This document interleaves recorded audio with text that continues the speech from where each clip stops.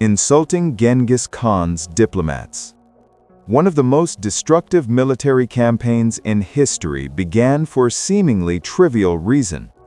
In the early 1200s, Genghis Khan, the leader of the Mongols, was at peace with the Khwarezmian Empire, with both sides having fought against common enemies.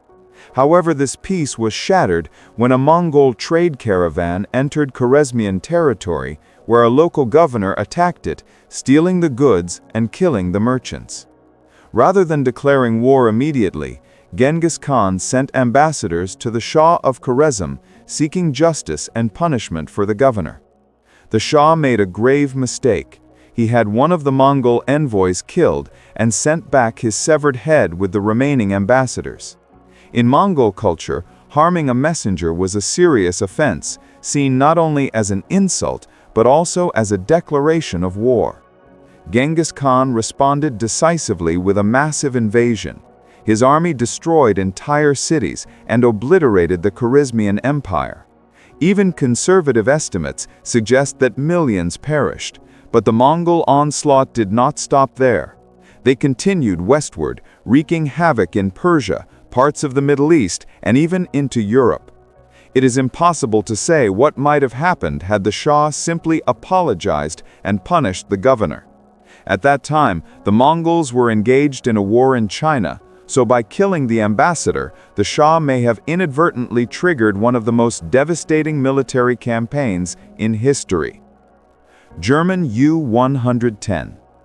On its first mission in March 1941, the German submarine U-110 damaged two Allied ships but had to return early due to an accident with its own gun that injured crew members. However, its second mission, in April and May 1941, would prove pivotal in the war's outcome. After sinking several Allied vessels in the North Atlantic, U-110 was pursued by British warships. On May 9, 1941, after being hit by depth charges, the German submarine was forced to surface as part of a British operation later dubbed Operation Primrose.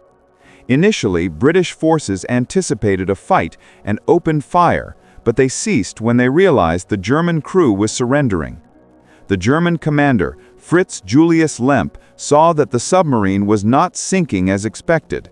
In a desperate attempt, he tried to swim back to destroy the Enigma machine, a device used by Nazi Germany for encrypted military communications, but he vanished without a trace. Meanwhile, British sailors boarded the abandoned U-110 and recovered the Enigma machine along with valuable codebooks. This acquisition provided British codebreakers at Bletchley Park a significant advantage in deciphering secret German naval messages, particularly a backup cipher known as Reserve Handverfahren. To keep this success under wraps, the British allowed U-110 to sink, pretending it had gone down with everything still inside. Constantine V's trust. In 774, Byzantine Emperor Constantine V launched a military campaign against Bulgaria, which ultimately failed. However, he gained a significant advantage afterward when spies within the Bulgarian court in Plista began providing him with valuable information.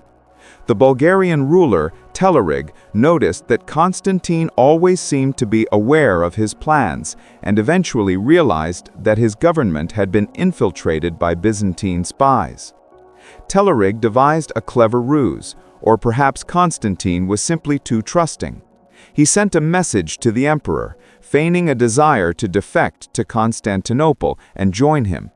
He requested the names of Constantine's agents in Pliska, claiming he needed them to ensure their safety during his escape.